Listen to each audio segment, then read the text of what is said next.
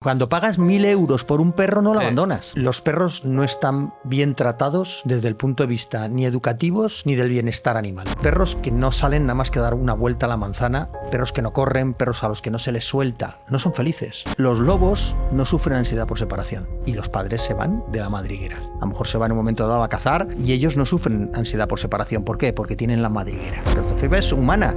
Un perro no tiene claustrofobia salvo que haya tenido una mala experiencia dentro de un transportín. Este podcast está patrocinado por Natural Greenness. Inspirada en las dietas ancestrales de lobos y linces, ofrece una nutrición 100% natural, sin cereales ni aditivos artificiales.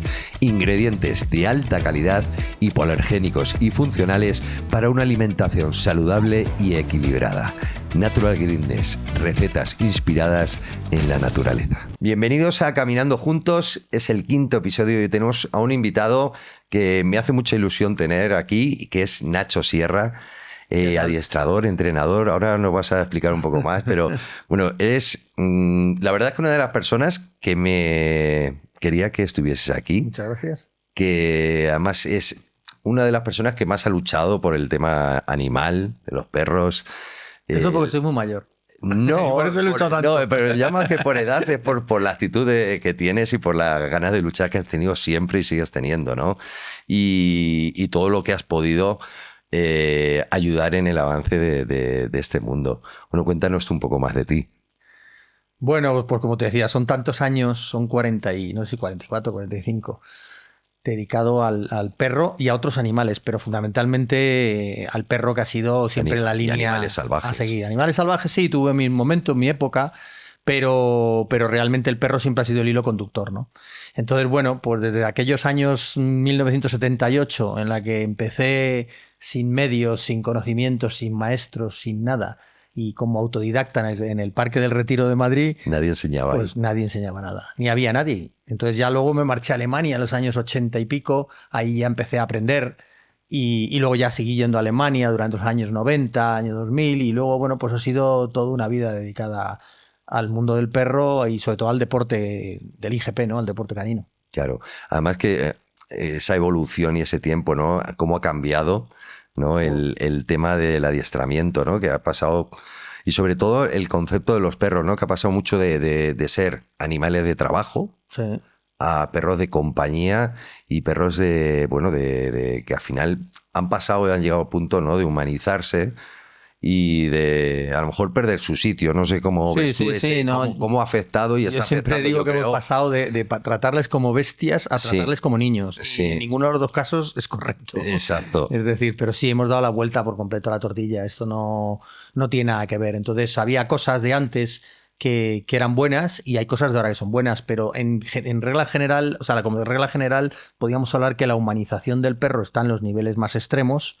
Y esto perjudica, evidentemente, porque si tú tratas a un animal como a un humano, ni él te va a entender, ni tú vas a conseguir nada con él. ¿Y tú crees que ha afectado de cara al bienestar del perro? Es decir, ahí, yo digo a veces que estamos en pasada de frenada, ¿no? Y cuando llevas tiempo en este mundo, es cierto, se ha avanzado muchísimo, ¿no? La pandemia creo que fue un punto de inflexión muy grande, pero que ha arrastrado también puntos negativos, ¿no? Sí. Es decir, hemos avanzado, pero también se ha retrocedido en algunas cosas de cara al bienestar y sobre todo a la salud mental de los perros. Sí, claro, yo pienso que el 70%, fíjate, y es una cifra que acabo de darla sin estudio estadístico previo, podía ser un 70, me da igual un 75 que un 60.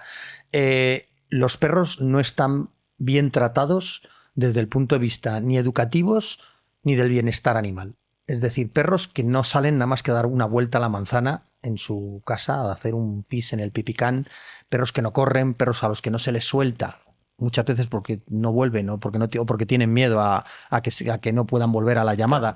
Es decir, al final te ves que la vida de los perros, el 60 o 70%, no es la adecuada, no son felices. Es decir, los tenemos en casa, nos vamos a trabajar, se quedan a lo mejor 8 horas solas en un apartamento y ¿qué pensamos que hacen?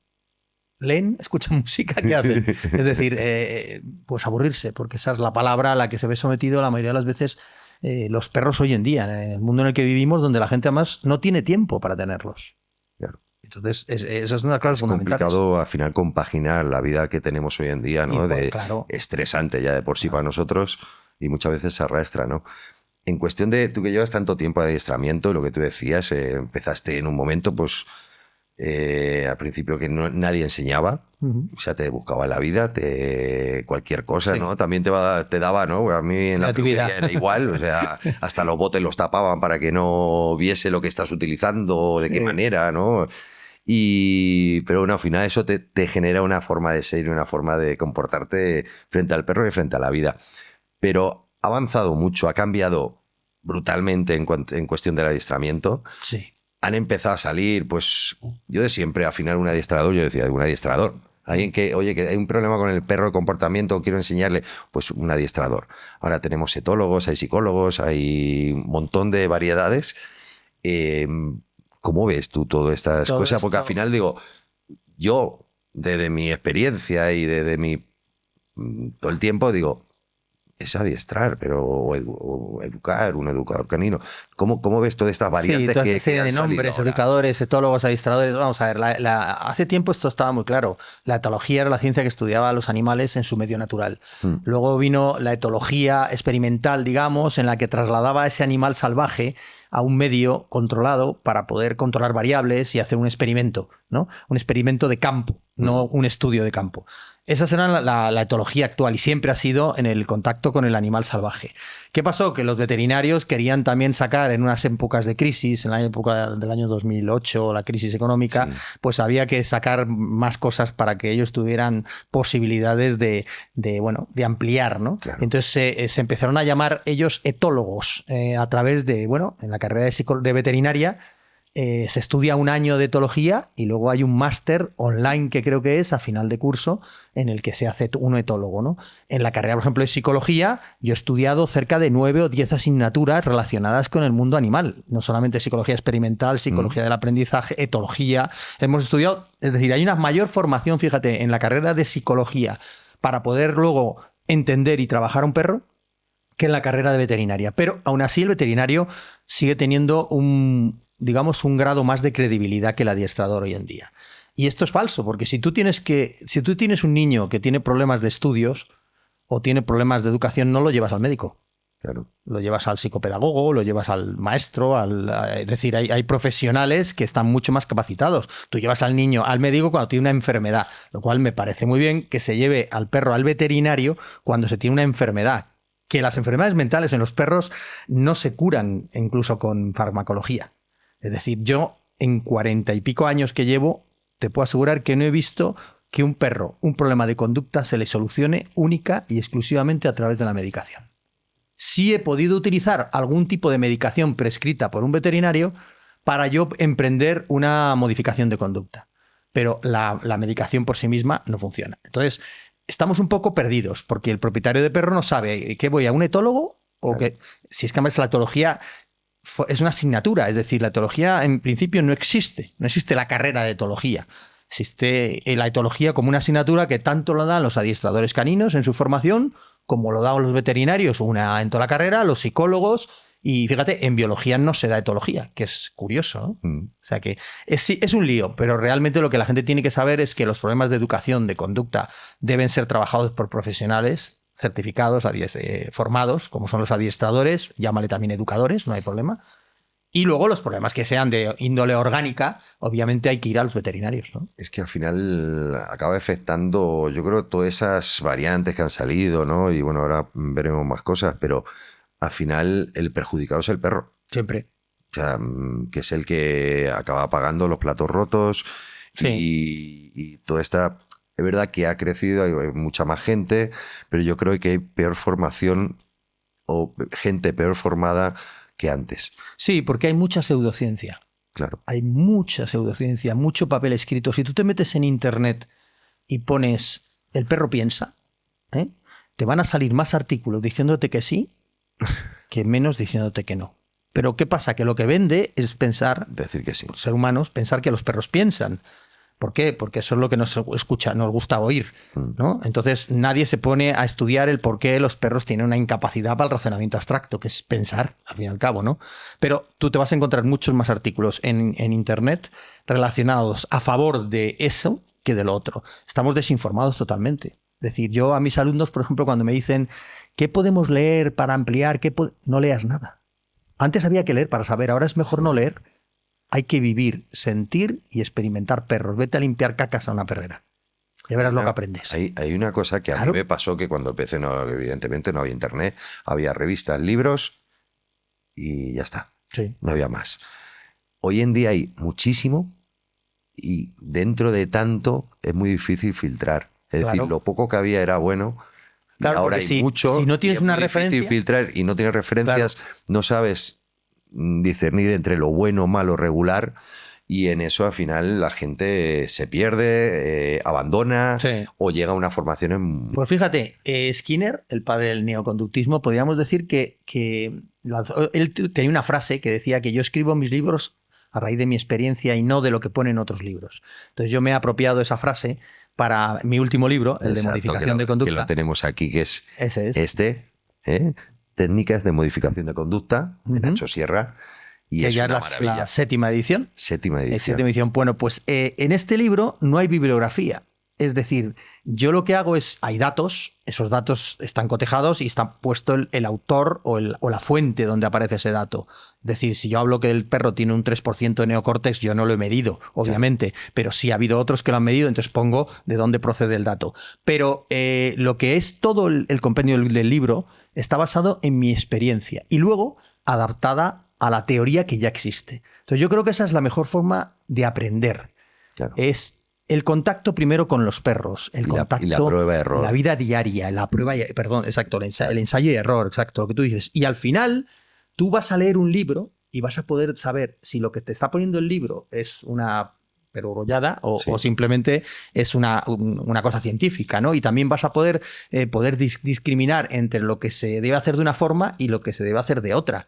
Pero si tú no tienes esa experiencia creada antes, leerte un libro no sirve de nada. Y además que es la séptima edición y que va cambiando, ¿no? Como cambiamos nosotros a lo largo de la vida. Es decir, lo que hacemos hoy no lo hacíamos hace 2 años, ¿no? Porque evolucionamos, ¿no? Porque también es un poco de fondo, ¿no? La ilusión, las ganas que tenemos de seguir aprendiendo por mucho tiempo que llevemos, ¿no? En la profesión, y hace que, bueno, pues esto al final, pues, ¿no? Pues sea una guía, ¿no? Para que hoy en día, pues bueno, facilita mucho Y sobre todo que de la primera a la octava hay contradicciones, obviamente. Claro. ¿Por qué? Porque yo voy aprendiendo también. Porque vamos creciendo. Es decir, vamos en la vida, evolucionando. Es que si te quedas... Hay mucha gente, ¿verdad?, que al final dice, es que llevo... Yo esto siempre digo que la experiencia, los años, no hablan de lo que sabes. O sea, tú puedes tener muchos años, pero seguir haciéndolo de primer día. Exacto. Y ahí no implica crecimiento. En efecto. Y es como tenemos que ir. Y como igual que esto... pues cosas que han cambiado en el adiestramiento, ¿no? Hoy en día estamos con una lucha, ¿no? Es decir, al final, yo entiendo, y tú dime que tú eres el que sabes de esto, condicionamientos negativos, positivos, y hoy es como condicionamientos negativos, yo creo que todo el mundo piensa que es repartir guantazos, no es así. No es así, exacto. No es así. Sería un castigo, un trabajo por castigo. Pero claro. No. Pero está muy estigmatizado en la palabra condicionamiento negativo.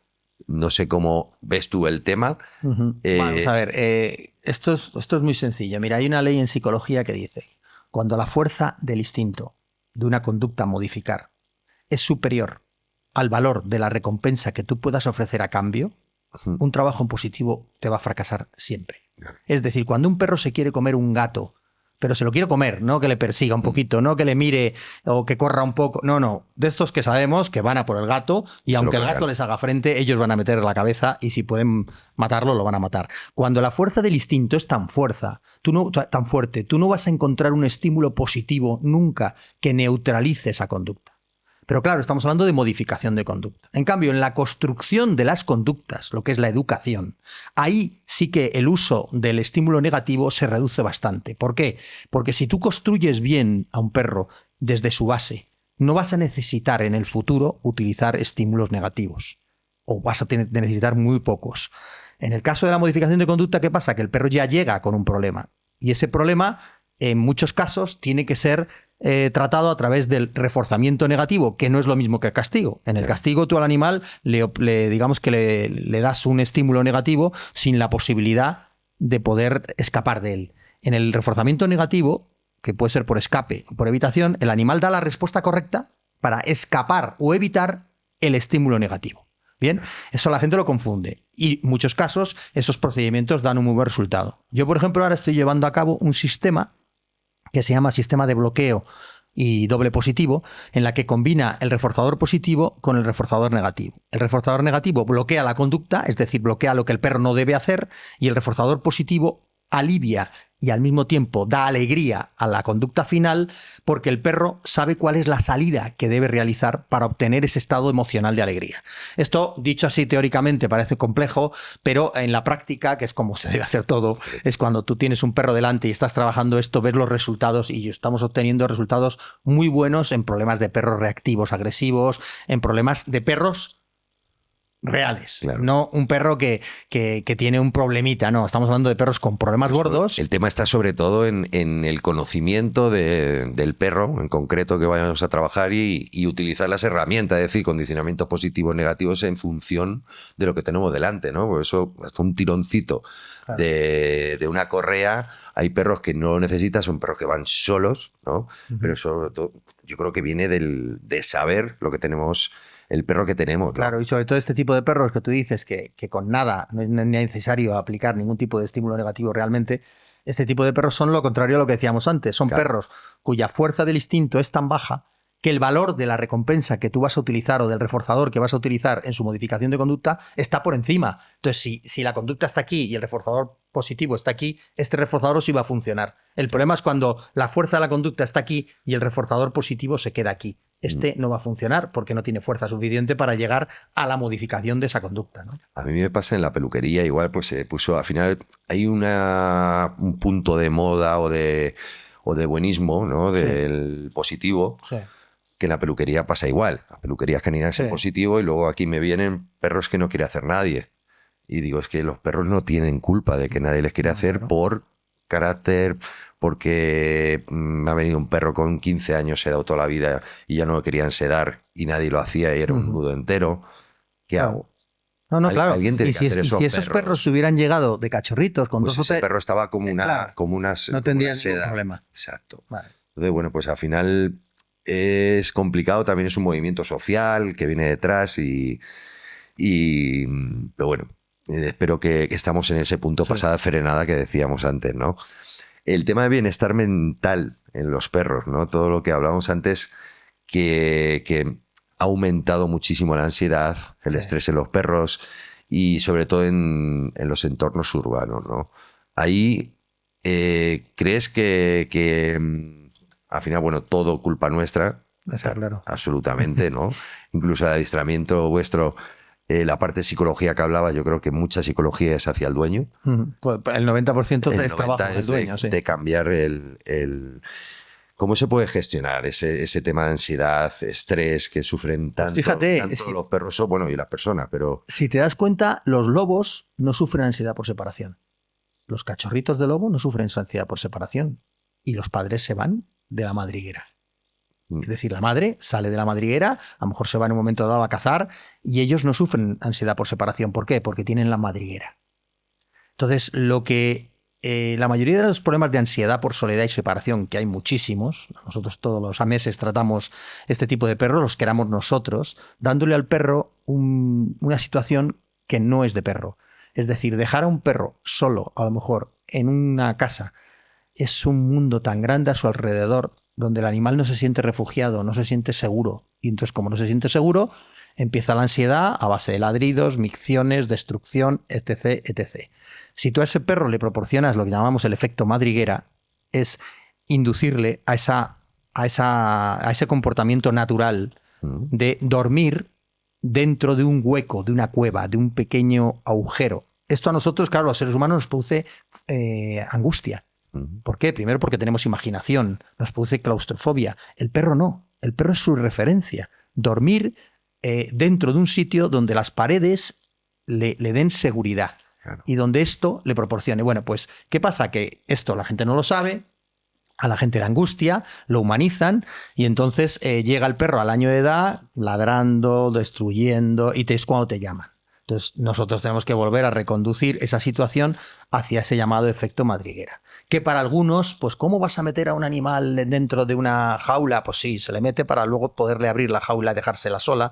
Y fíjate, en Holanda, al transportín, no sé si lo habrás oído tú, pero le llaman San Transportín. Es que no se concibe tener un perro sin tu propia casa de perro, digamos, ¿no? Sin Pero al final lo que choca a la gente es eso, ¿no? Si mi perro está estresado, él ladra porque me echa de menos, y cómo encima lo voy a meter en una jaula. En efecto. Y es por eso, porque humanizamos y entonces dices, bueno, la claustrofobia. La claustrofobia es humana. Un perro no tiene claustrofobia salvo que haya tenido una mala experiencia dentro de un transportín. Claro. Entonces, esa sensación de encerramiento la tiene el humano, pero el perro no.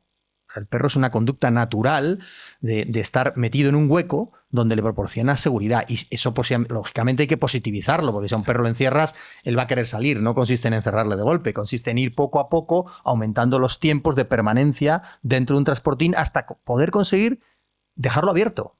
Esto, ya te digo, o sea, yo los problemas de ansiedad por soledad a los clientes les hablo de si siguen las pautas que le vamos a mandar, estamos hablando de un 95% de éxito. O sea, sí, funciona muy bien, pero todo viene del problema de humanizarlo demasiado, ¿no? Sí. Y por eso no normalizamos el tema del transportín, de San Transportín, pero sí normalizamos el uso de fármacos. Sí. ¿Por qué? Porque las personas usan fármacos. Claro. Entonces, si yo uso fármacos y me va bien, a mi perro seguro que le va bien. Perros cargados de fluoxetina. Claro, entonces no ladra, pero porque está con un globo que no veas. Claro. O sea, no. Pero es verdad que ha crecido mucho también el uso de fármacos. Y lo comentabas al principio, que detrás, es decir, al final le estás tapando. Claro. Estás tapando un problema, estás echando una manta encima y ya está. Pero en el momento que quites la pastilla, el perro deja de estar. Que esto es como darle una de calmo de esta de los viajes, me queda frito y ya está. Pero hay que solucionar el problema desde...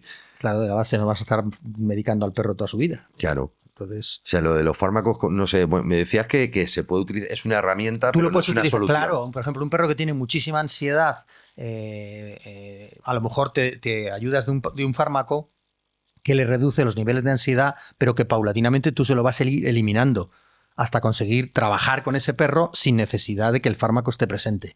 Entonces te puede ayudar, puede ser un instrumento en un momento dado, pero nunca es una terapia de conducta, nunca modificas un comportamiento. Porque el comportamiento tiene muchas facetas que no solamente es la parte bioquímica, ¿no?, que el fármaco hace en el cerebro, que aparte muchas veces los fármacos no son específicos para una cosa, son más bien genéricos.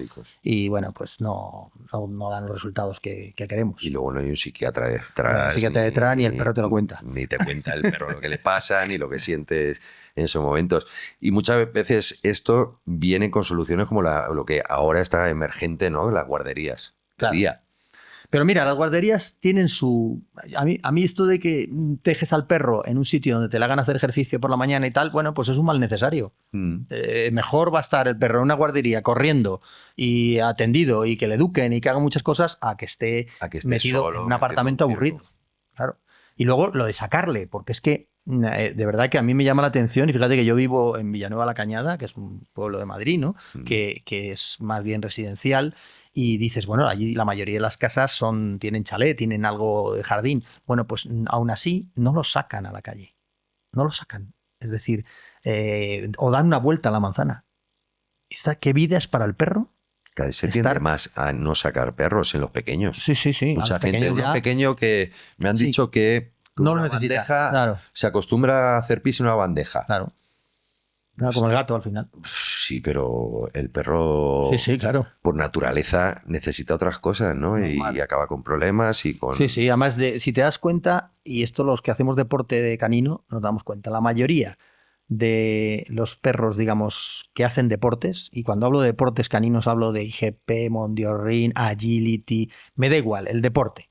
En el fondo que descargan esa energía, esos perros no van a consulta de mayores. No tienen problemas de comportamiento. Los problemas de comportamiento son aquellos perros que no hacen ejercicio, que no desfogan, que no tienen vida de perro. Y esos terminan, pues... El punto de salud mental que es igual para nosotros. En efecto. Hacer deporte. Igual. El deporte es fundamental. Y luego otra esta que tenemos, la esterilización. Sí. A ver, esterilización tiene su parte de salud o para evitar, Sí. ¿no?, problemas en un futuro, pero luego se utiliza también para corregir comportamientos Ahí mira, eh, sí. que eso yo creo que es matar moscas a cañonazo. Claro, el Pero problema de la castración está contraindicada en 2 casos, a nivel de etología o de comportamiento. Es en el perro inseguro, en el macho inseguro, y en la hembra masculinizada. Ahí no se debe hacer una castración, salvo que haya una causa veterinaria más grave que tenga que llevarlo, ¿no? ¿Por qué? Porque al perro se le hace más inseguro, al macho, y a la hembra se la masculiniza más. Y la masculinización en la hembra tiene siempre problemas luego sociales, de micciones por marcaje, intento de dominancia hacia otras perras, intentos de fuga, combatividad o lucha jerárquica. Es decir, todo esto aumenta y el que tiene una perra lo que no quiere precisamente es esos problemas. Quiere tener una perra que al contrario que el perro, sea más fácil, ¿no? Sea más fácil vivir con ella en sociedad. Entonces, en esos 2 casos está contraindicada. Luego, como dices pasa, tú, perdona, Nacho, el problema de inseguridad es un porcentaje muy alto en muy perros. alto. Pero hay una base genética muy alta. O sea, la inseguridad procede del lobo, es decir, de la especie salvaje. Todos los animales salvajes son tímidos. Sí. Ninguno se te va a acercar. Es decir, todos huyen, ¿no? Por tanto, esa timidez está en la especie salvaje. Con las razas caninas hemos tratado de conseguir todo lo contrario, que es la sociabilidad del perro frente a la, digamos, timidez del lobo.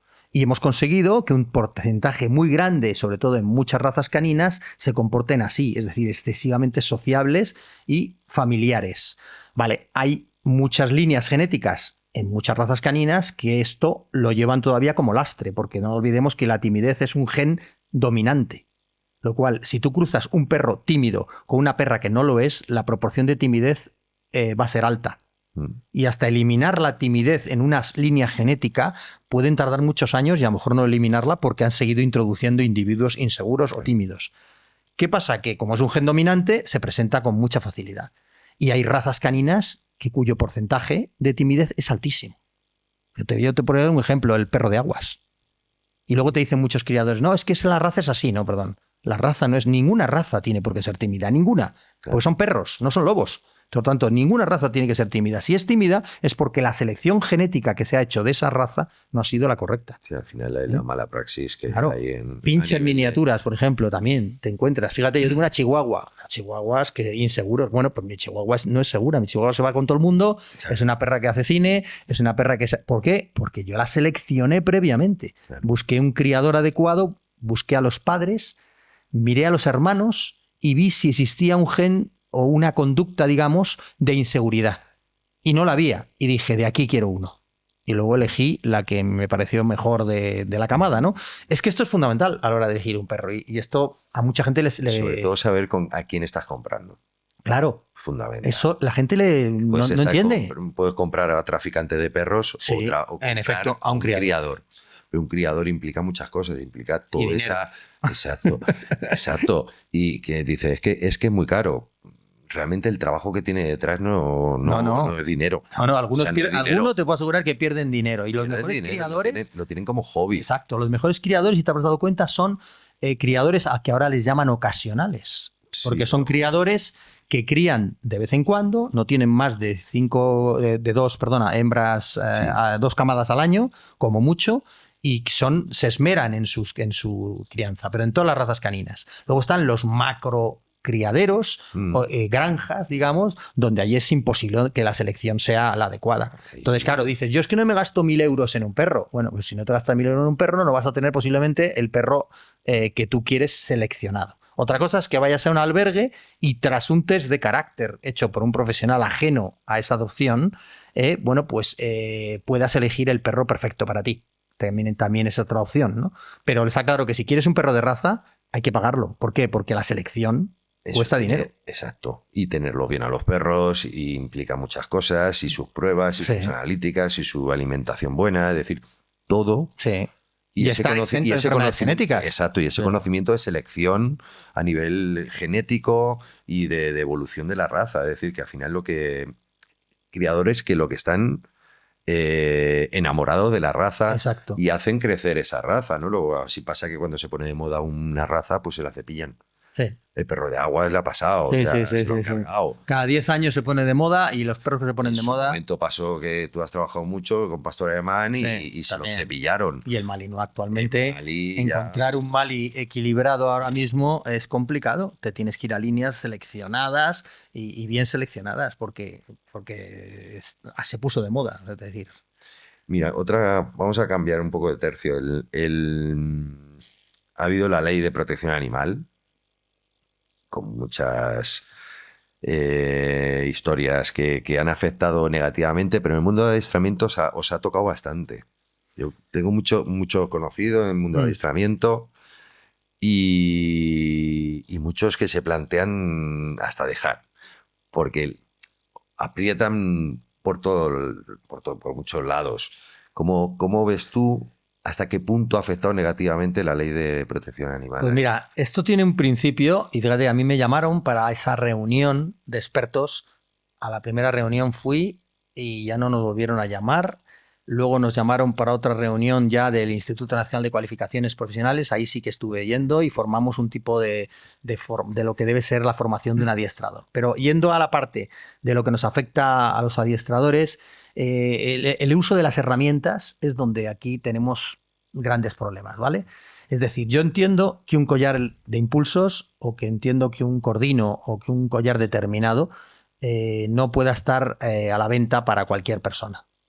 Estoy completamente de acuerdo porque son herramientas de uso profesional que deben ser usados por los profesionales, igual que un bisturí es para el médico, no para que yo vaya pegando cortes a la gente. Claro. Entonces, eso es fundamental, pero tú tienes que dejar en la ley, y creo que hay un anexo que se está intentando introducir, que es que los profesionales podamos determinar si es necesario el uso de una determinada herramienta por las condiciones del dueño o del perro.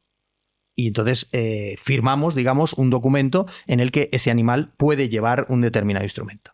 Esto es fundamental, porque no podemos decir que el collar de impulsos sea una herramienta de maltrato. No. Esto es como decir que el bate de béisbol sirve para romper cabezas. No, el bate de béisbol sirve también para jugar al béisbol, que es un deporte muy noble y no tiene por qué romperse cabezas. Si se utiliza bien, el bate de béisbol es un instrumento deportivo, ¿no? Exacto. Bueno, pues esto es lo mismo. Si se utiliza bien, es un instrumento a favor de la modificación de conducta. Ojo, ahora a ver, ¿quién está preparado para poder utilizar bien un collar electrónico? Obviamente tienen que ser adiestradores bien formados. Y volvemos un poco a lo que... Pero bueno, yo he visto, nosotros hemos salvado, por decirlo una comilla, hemos salvado vidas por el uso del collar electrónico. Perros que se cruzaban unas carreteras, que se desobedecían a las llamadas, que se pegaban con cualquier otro perro. Es decir... Incluso para comer comida por la calle y exacto, que esté posiblemente envenenado. Aparte, la gente no piensa, o sea, la gente piensa que dices, vamos a ver, el collar antiladrido, lo que tú estás dándole descargas al perro todos los días, ¿no? O sea, si tú tienes que utilizar el collar electrónico más de 5 veces, es que algo mal has hecho. Porque el collar está para que lo utilices en el menor número posible de contactos, ¿no? Por tanto, como mucho, a la tercera o la cuarta, el perro ha aprendido, si se ha explicado bien, ha aprendido a no realizar esa conducta y no vuelve nunca más a recibir el estímulo negativo.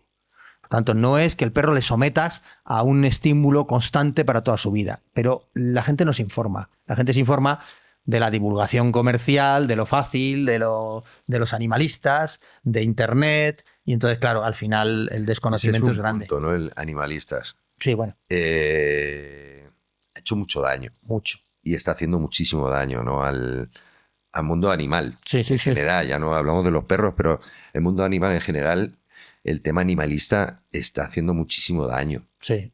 O sea, fíjate, en mi época eran los ecologistas. Sí. Que ahora ya no, o sea, los ecologistas decimos que no somos animalistas. Es decir, claro. Yo he trabajado con Félix Rodríguez de la Fuente de niño. Empecé con 12 años y tuve la posibilidad de trabajar.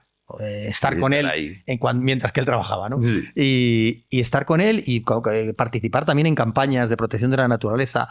Esos éramos los ecologistas de antes, es decir, gente que sabíamos de animales porque nos habíamos formado y sabíamos lo que queríamos para que fuera bueno para los animales y también bueno para las personas.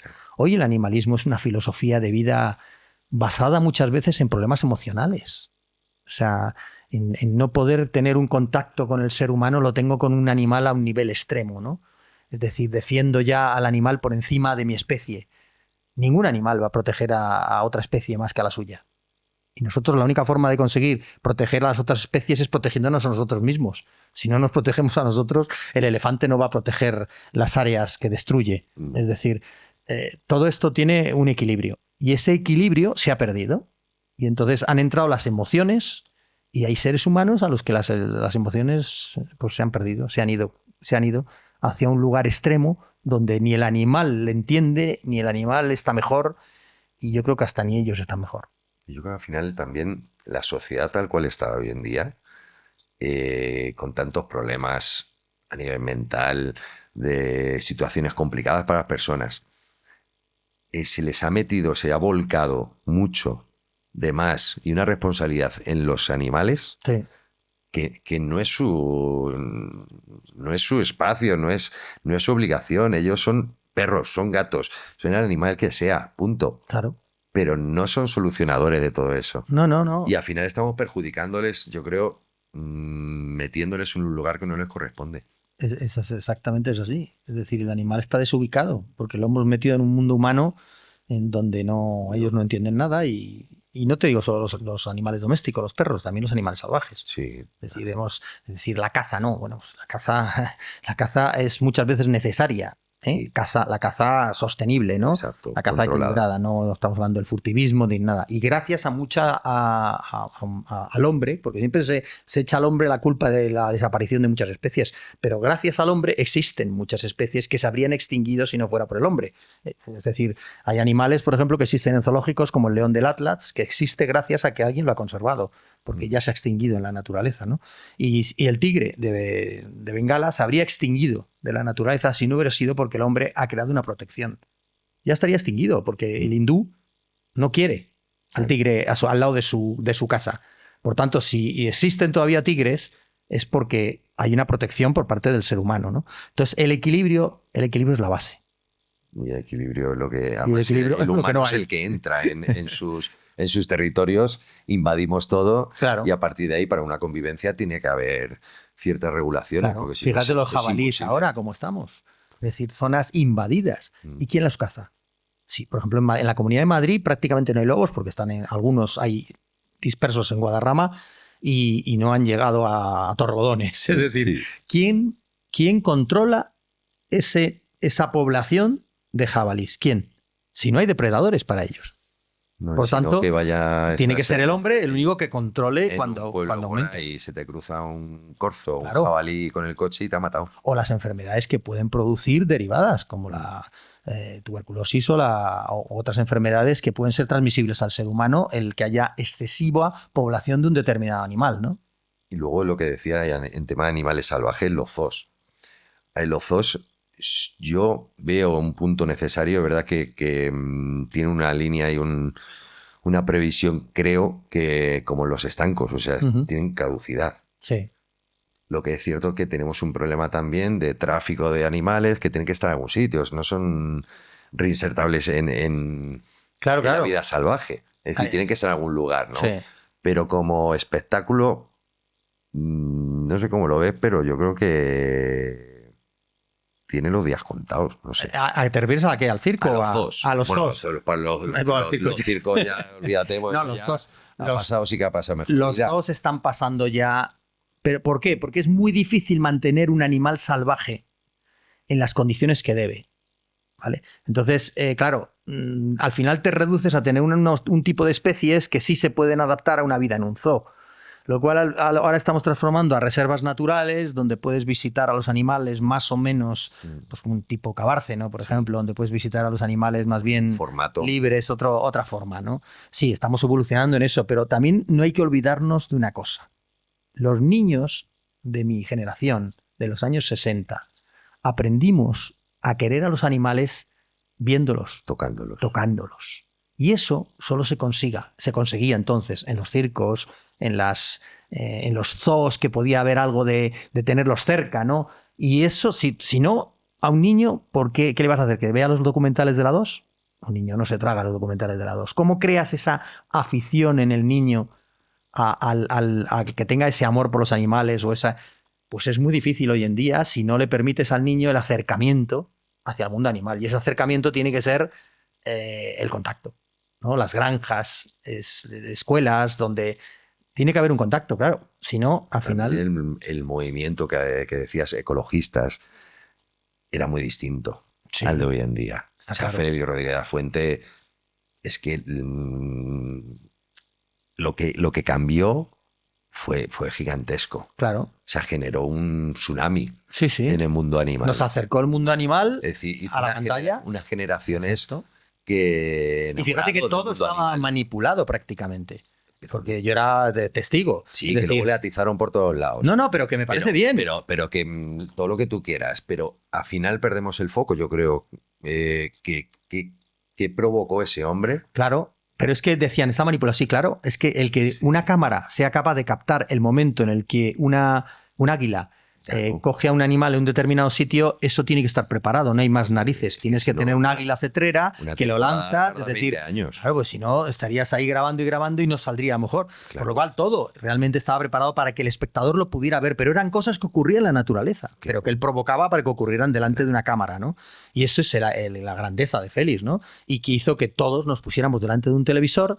Además fue el cambio de la televisión en blanco y negro al color también y nos inculcó todo esto. Y Cousteau, es decir, era todo muy, muy, muy, muy distinto y sí generaba mucho más, o por lo menos ganas de conocer más, Sí. ¿no? Y acercarte, ¿no? Al mundo, a la naturaleza, al mundo animal. Sí, eso siempre tiene que haber si queremos. Pero hoy en día estamos, que parece que somos más pet friendly y todas estas cosas. Pero ahora mismo ya, por ejemplo, un hámster no puede tener prácticamente. No, ni los camellos no pueden ir ya tampoco en las cabalgatas. Ellos tampoco, no sé. Entonces ya llega un una momento serie de que... cosas que está alejando a la gente del mundo animal. Sí. Y ahora ve un animal y lo normal es que salga corriendo, porque ha visto un bichito. Y lo que tú dices, antes lo cogíamos, lo hacíamos de lo que fue, lo que sea, pero tocábamos. Tocábamos, esa es la palabra. Una de las cosas, los PPP, Uh-huh. la leche, las etiquetas. Fíjate que esta ley humano, en principio se trataba de quitar la etiqueta de PPP y crear lo que son perros peligrosos, que hay perros peligrosos en muchas razas caninas, ¿no? Claro. Pero claro, no, al final no ha servido de nada porque eso no lo han quitado. Por lo tanto, una ley que no tiene ningún sentido. Ningún sentido. Primero porque el carácter de un perro no lo da la raza. El carácter de un perro lo dan muchos factores. Uno de ellos es la genética, otro de ellos es el ambiente y otro de ellos es la educación. Todo eso en una olla al final da el resultado de lo que es el perro, ¿no? ¿Hay líneas genéticas con taras? Sí, por supuesto que las hay, en muchas razas caninas. Entonces yo he conocido, por poner un ejemplo, pitbull fantásticos que son incapaces de hacer daño a nadie, y también he conocido pitbull peligrosísimos, de líneas de sangre muy peligrosas, donde se debería de prohibir ese cruzamiento, y al mismo tiempo ese tipo de perros no pueden estar sueltos en la vida social, ¿no? También hemos conocido. Pero también lo he visto en pastores alemanes. Golden. Claro, y que Golden. tiene en la boca, que dice un Golden, pues es amigable. Efecto. Es abrazable. Y yo he visto Golden y tú más seguro igual, que tiran la boca con una facilidad brutal. Sí. Golden, labradores y todos los perros y pastores alemanes. Que eso es en su momento no sabía. Siempre se lleva la buena historia, pero el pastor alemán también. Igual, o sea, con muchas taras. Pero es verdad que son etiquetas que es, creo, muy complicado el futuro de esos perros. Pero es porque la mayoría de la gente, fíjate, la pregunta, y yo creo que a ti te la harán también como experto en perros, te harán la pregunta de ¿qué raza es mejor para? Yo siempre, es que la odio esa pregunta, la de ¿qué raza me compro para? Hostia, no es una cuestión de razas, es una cuestión de perros. Claro. Es decir, yo puedo encontrarme un Rottweiler maravilloso y un Rottweiler miedoso, inseguro, reactivo y agresivo. Y no todo tiene por qué ser hecho porque yo lo he maleducado. También hay una parte genética muy importante, que es lo que olvidamos siempre. Entonces, no podemos decir los Rottweilers son, los Teckels son, los pastores alemanes son. Como mucho podemos hablar de estadísticas, ¿no? Preferentemente son, vale.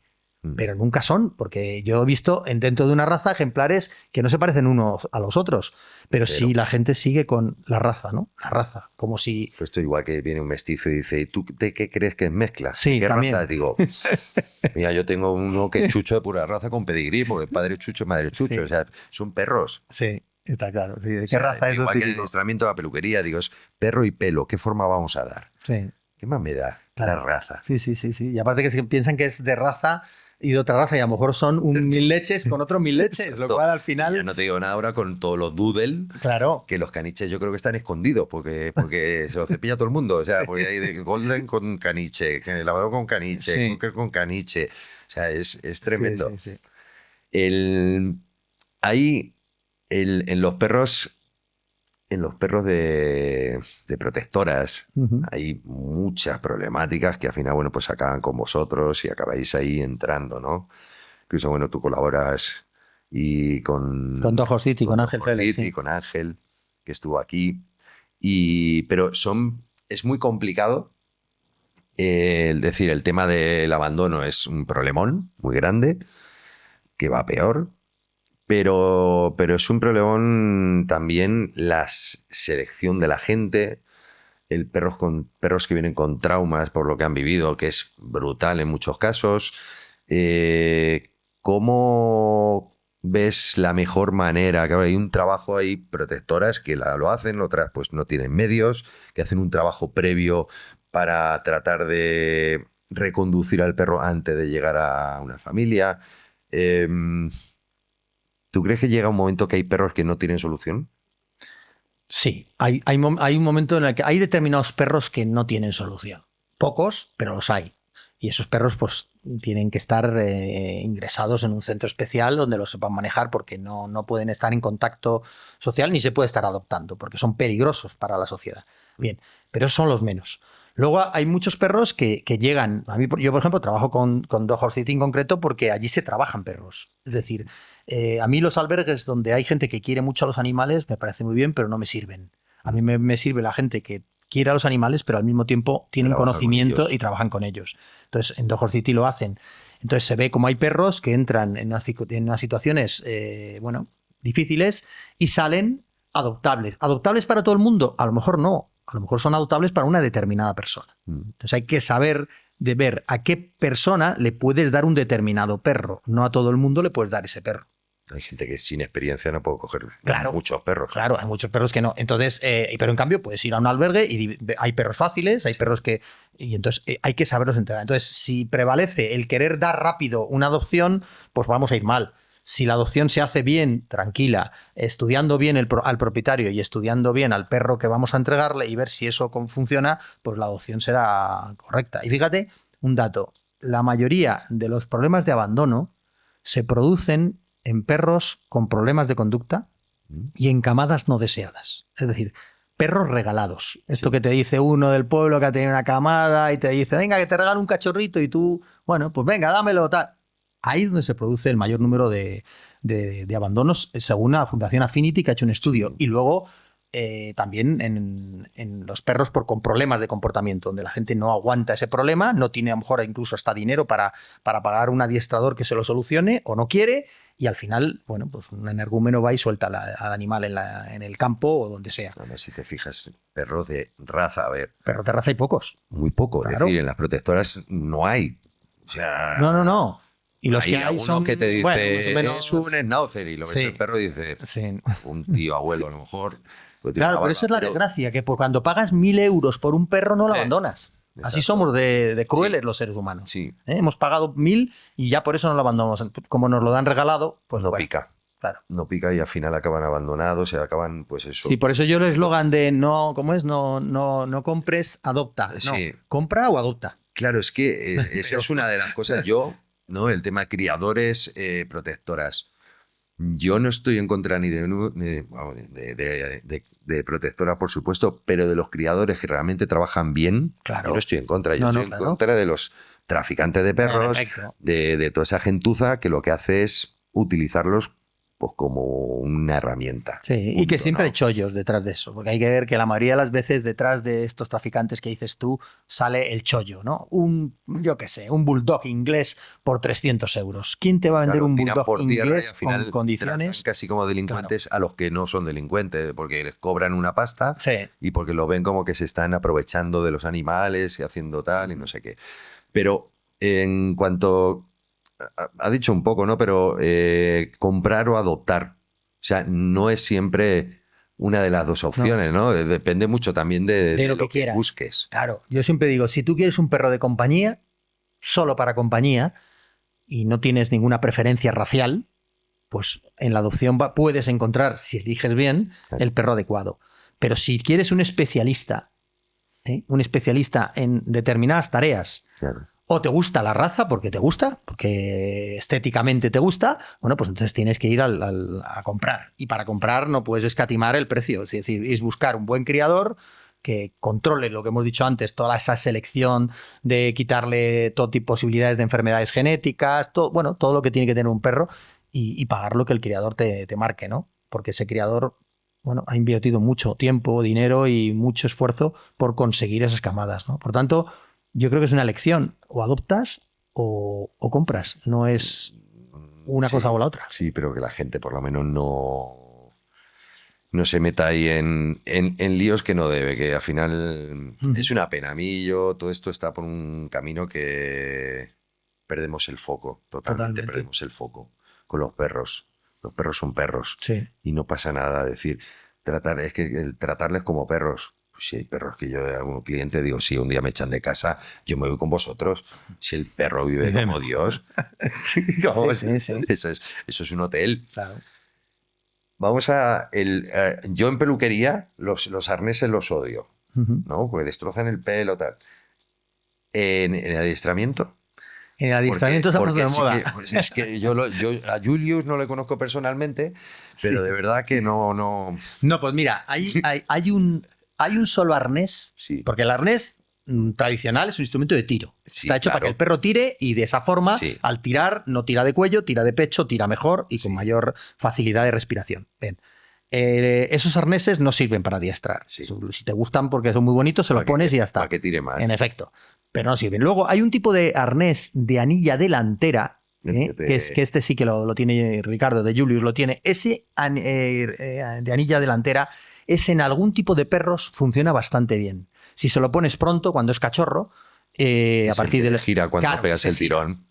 Puede funcionar en muchos casos, ¿vale? En otros no. En otros, si el perro es excesivamente temperamental o es un perro con demasiada fuerza con respecto al dueño, el collar, el arnés no te va a servir. Y entonces tienes que ir a otro tipo de collares.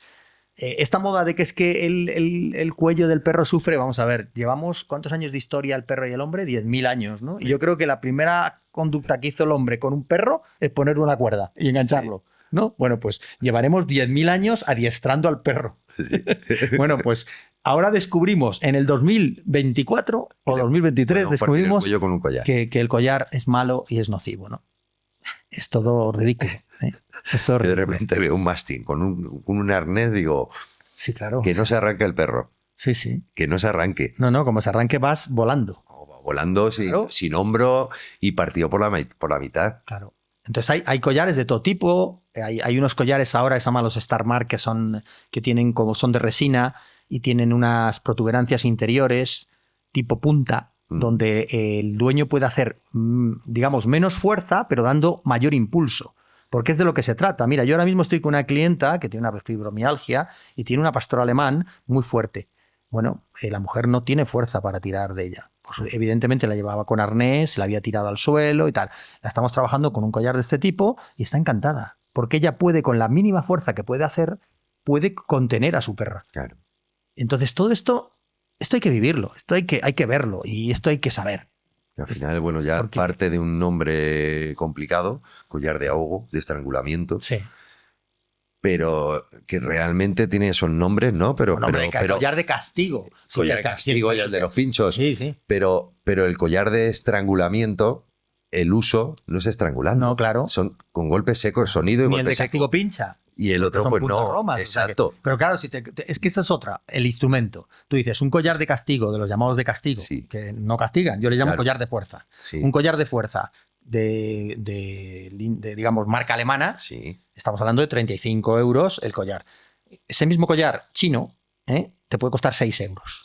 ¿La diferencia cuál es? pues está claro que el material, uno es acero inoxidable, el otro no. Uno tiene punta roma, totalmente bien hecha, y la otra tiene unas puntas de goma que le ponen porque está cortado ahí con tijera, digamos, y eso sí que si le quitas esas puntas puede hacerle daño al perro, y aparte que se rompen y se deforman. Entonces, claro, es que no es lo mismo un instrumento que vale 38 por algo, que es acero, y otro que los compras en cualquier sitio por 8 o 9 euros. Ha entrado en todas partes. Ha entrado y sabemos lo que hay. Hemos perdido mucha calidad en los materiales, y al final los materiales y en profesiones marcan diferencia. Sí, marcan diferencia. Evidentemente.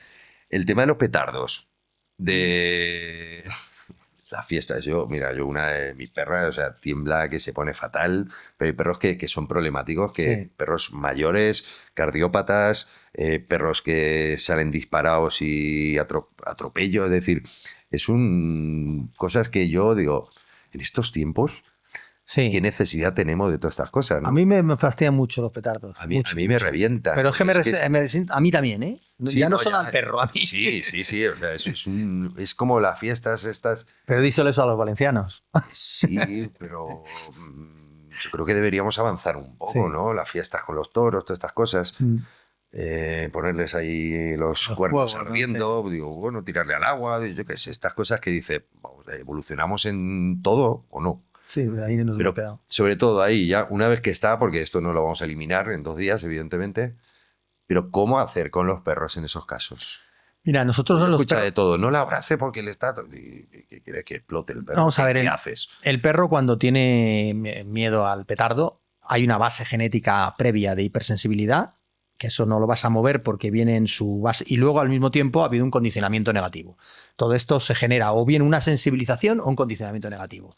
Y en ambos casos desarrolla ansiedad que puede llegar a ser intensa, ¿no?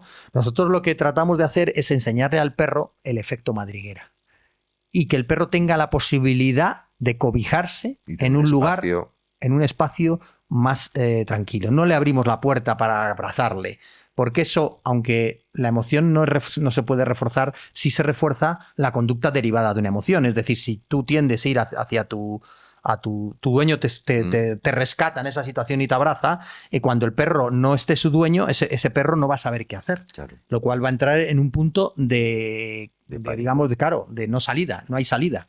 En cambio, si tú le enseñas la salida desde pequeño, ante esas situaciones, el perro va a encontrar ahí un refugio y a lo mejor se tira 8 horas metida dentro de su madriguera mientras que duren los petardos, vamos. Pero va a aprender a gestionar su estrés. Es muy difícil quitarle el miedo, porque el petardo no es una cosa que tú puedas controlar siempre.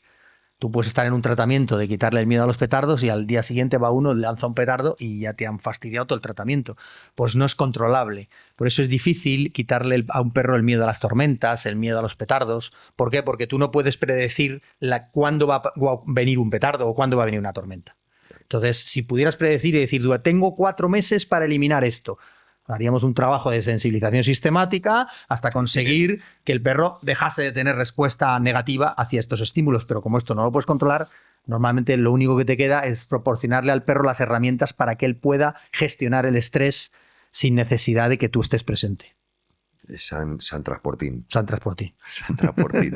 No, vamos a coger a Holanda o vamos a coger es que aparte que es que en Alemania, yo que he viajado por todos estos países por el tema del IGP, o sea, desde hace muchos más años que aquí en España, todas las personas llevan a sus perros en sus transportines, los tienen adaptados positivamente al transportín. Cuando van a un hotel incluso se suben el transportín, porque el perro está más tranquilo, aunque esté en tu habitación, pero es una habitación que él no conoce. Entonces está más tranquilo en su transportín que en una habitación donde hay olores que no conoce, donde hay una situación que no conoce y el único... Es su espacio seguro. Claro, es su espacio seguro. Por tanto, se lo llevan a todos lados. Es suyo. Es suyo. Hay los momentos estos en dos perros que una pelea, ¿no? Y ahí ya escuchas de todo. Échale agua, cógele los testículos, si tiene macho hembra, métele los dedos. Yo lo primero que hago es que se estabilice la pelea. Porque hay veces que las peleas son muy aparatosas y no hay nada. Entonces hay que estudiar, pero claro, hay que saber un poco de perros. Es decir, estudiar cómo se ha destapado la pelea, si hay uno que está dominando y simplemente inhibe su agresividad en el momento que el otro ya se postra ante él, que muchas veces ocurre, sobre todo en los perros de tipo pastor en general, sí que existe ese protocolo. En los perros tipo bull ya es diferente, porque ese mecanismo de inhibición de la agresividad en los tipo bull en muchos casos está eliminado y no se produce. Pero bueno, en condiciones normales, ver un poco si la pelea va a más o la pelea cede. Si la pelea va a más y ya vemos que ha habido agarre, es decir, uno ha enganchado a otro, bueno, pues es muy fácil decirlo, tranquilidad. Pero es fácil decirlo, pero bueno, tú no estás tranquilo. Bien, entonces, ¿qué habríamos que hacer? Pues que cada propietario cogiera al perro de su collar, una vez que están enganchados, no antes, porque te pueden morder a ti, y levantarles tirando de la babilla o tirando de donde puedas. Pero la babilla, que es la zona, digamos, para que lo entienda la gente, vamos a ver, la zona de la pierna, esa esquinita de la pata trasera, Sí, que se junta. Justo empieza Sí, va la tripa y empieza la pata. exacto, la babilla. Y si no, que en internet ponemos la babilla, el perro, ¿dónde está? El pliegue ese que tiene ahí delante. Ese la pata pliegue, en trasera. efecto, tú lo has definido mejor. Sí. Bueno, pues en ese pliegue, tirar hacia arriba para que suelte la boca y el otro sujeto, los dos sujetos, porque si no se vuelve otra vez a enganchar. Es difícil que a una persona que no entienda de perros, que no tenga experiencia, le puedas decir que haga todo esto y que lo haga bien. Sí, y más cuando es tu perro el que está Claro, en la manguera. debajo en de la manguera, evidentemente funciona. Suele funcionar la manguera. Es decir, y ya cosas mayores, si ves que están matando a tu perro, queda feo decirlo, pero ahí ya tienes que hacer lo que sea. Lo que sea. ¿Eh? O sea que. Yo tengo Bueno, tengo dos perros y un gato. La perra veía un gato y satanizaba, o sea, le daba vuelta a la cabeza. Bueno, conviven ahora con los dos perfectamente. Pero también esto fue en un espacio abierto, es decir, se juntaron primero allí. Pero ¿realmente pueden llegar a convivir? Sí, yo creo que se conviven mejor un perro y un gato que dos perros juntos. O que dos gatos juntos, incluso. Sí, bueno, son más... Porque como son diferentes especies, sí. si tú te das cuenta, mira, yo esto lo hablaba con César Millán. Sí. César Millán me decía, en una familia donde hay perros, gatos y personas, ¿quién manda? El gato. Exacto, totalmente. Al gato déjale en paz, el gato lo va a solucionar todo. El gato no te va a crear el conflicto, el que te va a crear el conflicto va a ser el perro. Sí. Porque el gato, él va a decir hasta aquí. Y cuando llegue el punto, va a marcarle al perro, y le va a decir, se acabó. El gato va a decir cuándo se juega y cuándo no se juega. El gato va a decir, esto es mío o esto no es mío. Y el perro se tendrá que adaptar al gato. Además, el gato es un cirujano. Entra, Sí. corta y sale. Exacto. O sea, entonces, el perro es el problema.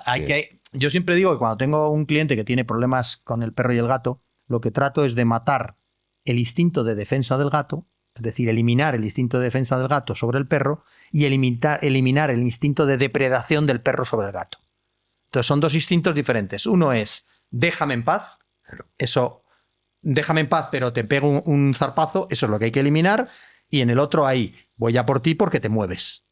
Entonces, cuando tú eliminas esos dos instintos en dos especies diferentes, la convivencia empieza a marcarse siempre lo que diga el gato. Son como Budas, a mí me encantan. A mí me encantan los gatos. Mira que he tratado con gatos toda la vida, pero no he convivido con gatos hasta hace pocos años. Y es una pasada. A mí me encantan. Pero bueno... Son autosuficientes, es la palabra. Sí, a mí me parecen Budas. O sea, están en un plano astral diferente. O sea, no... decía de la convivencia y al final lo importante, ¿no? En el tener una convivencia, pero sobre todo defendiendo o buscando defender el bienestar individual de cada uno, es decir, sea un perro, un gato o nosotros, Sí. ¿no? Pero personalizado.